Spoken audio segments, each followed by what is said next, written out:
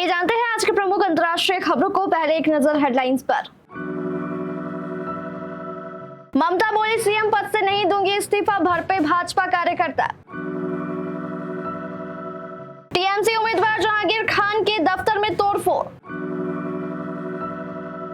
अमेरिकी रक्षा मंत्री ने कहा अमेरिका और ईरान के बीच युद्ध विराम कायम है।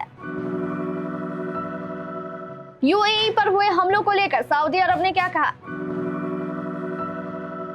हॉर्मुज़ से अचानक दूर क्यों भागने लगे जहाज। पाकिस्तान के खैबर पख्तूनख्वा में मौलाना इदरिश की हत्या। रूस ने 2 दिन के एक तरफा सीजफायर का किया ऐलान। मध्यपुर में जारी जंग के बीच गोल्ड रेट में आया बदलाव। राजा शिवाजी का मंडे धमाका, चौथे दिन किया सारी बड़ी फिल्मों से ज्यादा कलेक्शन।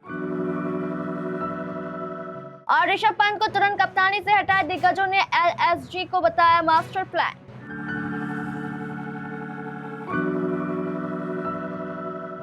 पश्चिम बंगाल चुनाव में हार के बावजूद ममता बनर्जी ने इस्तीफा देने से इनकार कर दिया है। उन्होंने आरोप लगाया है कि उनकी हार के पीछे प्रधानमंत्री, गृह मंत्री और चुनाव आयोग की भूमिका रही है। ममता बनर्जी ने स्पष्ट कहा है कि वह लोक भवन जाकर इस्तीफा नहीं देंगी, क्योंकि उनके अनुसार वे वास्तव में चुनाव नहीं हारी है। उनके इस बयान की भाजपा ने कड़ी आलोचना की है।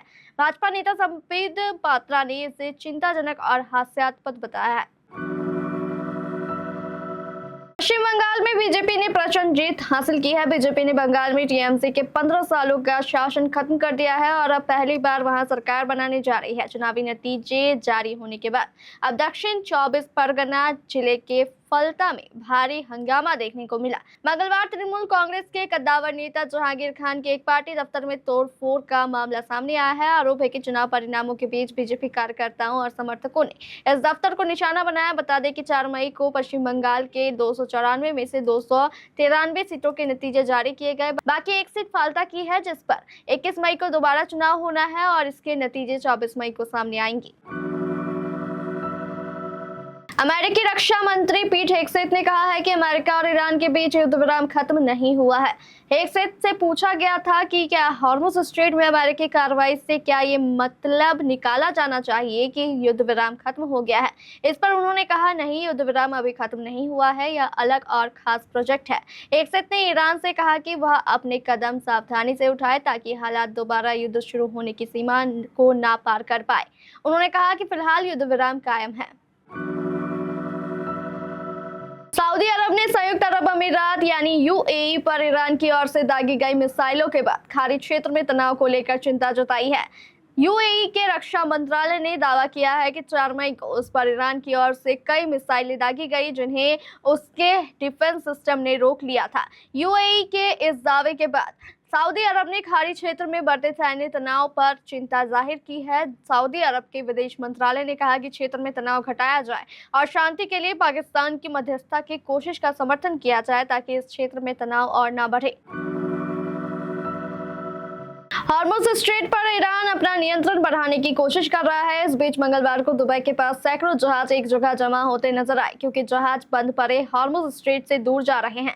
अमेरिका और ईरान के बीच युद्ध विराम अब काफी कमजोर होता दिख रहा है। दोनों पक्षों के बीच गोलीबारी जारी है। वहीं अमेरिका ने कहा कि उसने हॉर्मुज़ स्ट्रेट में रास्ता खोल दिया है। सीबीएस की रिपोर्ट के अनुसार 2 अमेरिकी विध्वंसक जहाज फारस की खाड़ी में प्रवेश कर चुके हैं। क्रू मेंबर्स ने बताया कि उन्हें रेडियो ब्रॉडकास्ट के जरिए चेतावनी दी जा रही है कि इस्लामिक रिवोल्यूशनरी गार्ड कॉर्प्स की ओर से संरक्षित नए सीमाई क्षेत्र लागू कर दिए गए हैं। इस बीच ईरान फुजैरा बंदरगाह पर हमले कर रहा है, जिससे साफ है कि वह इसे अपना विस्तारित नियंत्रण क्षेत्र मानता है। इन हमलों के कारण दिन की शुरुआत में स्ट्रेट में जहाजों की आवाजाही लगभग ठप रही।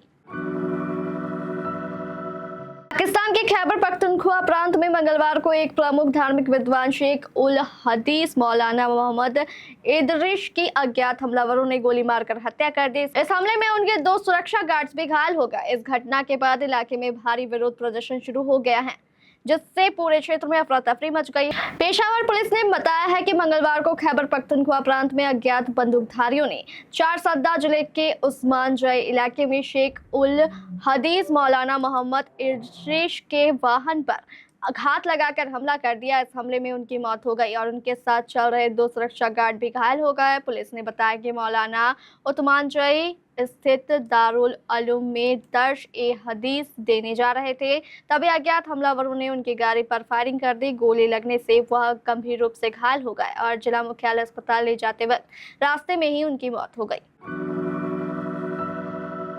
रूस ने 2 दिन के लिए सीज फायर का ऐलान किया है। साथ ही यूक्रेन को चेतावनी दी है कि अगर पालन नहीं किया गया तो कीव पर भयंकर हमले किए जाएंगे। रूस ने यह ऐलान विक्ट्री डे समारोह के दौरान किया।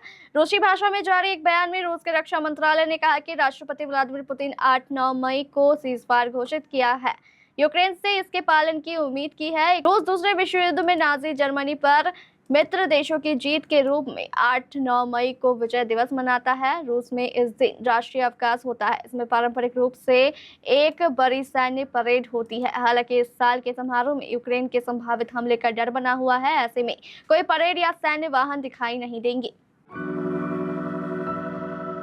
सोने के दामों में कमजोरी केवल पिछले एक हफ्ते तक सीमित नहीं है। अंतर्राष्ट्रीय बाजार में स्पॉट गोल्ड का भाव पिछले 1 महीने में 2% और पिछले 3 महीनों में लगभग 6% तक टूट चुका है। गोल्ड फ्यूचर में करीब 1.5% की गिरावट देखी गई है। सोने की कीमतों में आई इस अचानक गिरावट सबसे बड़ा कारण मध्य पूर्व में पैदा हुए भू राजनीतिक तनाव को माना जा रहा है। हॉर्मुज जलमध्य क्षेत्र में स्थिति काफी तनावपूर्ण बनी हुई है, जिसने वैश्विक बाजारों को हिलाकर रख दिया। दुनिया के कुल तेल आपूर्ति का लगभग 5वां हिस्सा इसी रास्ते से होकर गुजरता है।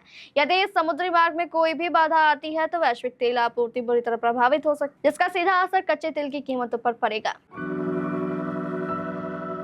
रितेश देशमुख की फिल्म राजा शिवाजी मराठी सिनेमा के लिए बड़ी गेम चेंजर साबित हो रही है। 100 करोड़ के बजट में बनी राजा शिवाजी मराठी इंडस्ट्री की सबसे महंगी फिल्म है, लेकिन जिस तरह से ये फिल्म बॉक्स ऑफिस पर कमाल कर रही है, उससे लग रहा है कि मराठी की सबसे बड़ी फिल्म बनने के लिए पूरी तरह तैयार है। मराठी और हिंदी में एक साथ रिलीज हुई राजा शिवाजी हिंदी वर्जन से भी ज्यादा अच्छी कमाई कर रही है।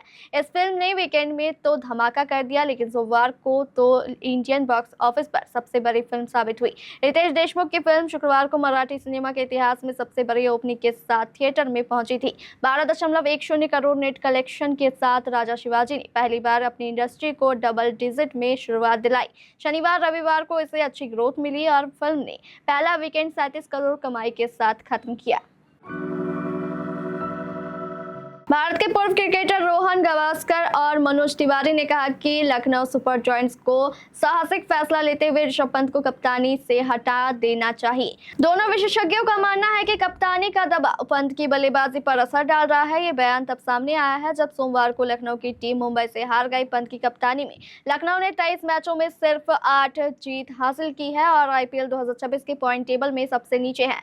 एक बल्लेबाज के रूप में बाएं हाथ के इस खिलाड़ी ने 9 मैचों में सिर्फ 204 रन बनाए। उनका स्ट्राइक रेट 128.30 और औसत 25.50 रहा। क्रिकबज़ पर बात करते हुए गवास्कर ने कहा कि LSG को इस सीजन के बाद पंत को दबाव से बाहर निकालना चाहिए और उन्हें IPL 2027 से सिर्फ बल्लेबाजी पर ध्यान देना चाहिए।